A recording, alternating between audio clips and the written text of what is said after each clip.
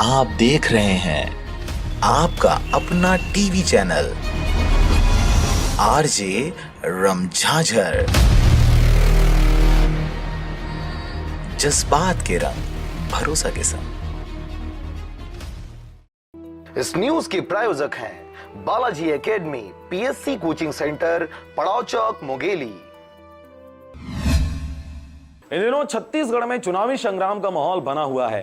राजनीतिक पार्टियों के प्रत्याशियों द्वारा अपने समर्थकों के साथ धुआंधार प्रचार प्रसार करते लोगों तक पहुंच अपने पक्ष में वोट करने की अपील की जा रही है। साथ ही पार्टियों द्वारा ग्रामीण से लेकर शहरी क्षेत्रों में प्रचार प्रसार की सामग्रियां, बैनर, पोस्टर व झंडे लगाए गए हैं ताकि पार्टी के प्रत्याशी व चुनाव चिन्ह को लोग अच्छे से जान सकें। लेकिन इन दिनों इन्हीं प्रचार प्रसार के सामग्रियों को लेकर राजनीतिक समर्थकों के बीच हाथापाई जैसी घटनाएं सामने आ रही हैं। जी हां, मुंगेली में पथरिया क्षेत्र के ग्राम बिरबिदा में ऐसा ही एक मामला सामने आया है, जिसमें दो पक्षों के बीच अपने अपने समर्थक पार्टी के झंडे को हटाने के बात को लेकर विवाद हो गया और यह विवाद हाथापाई में तब्दील हो गई।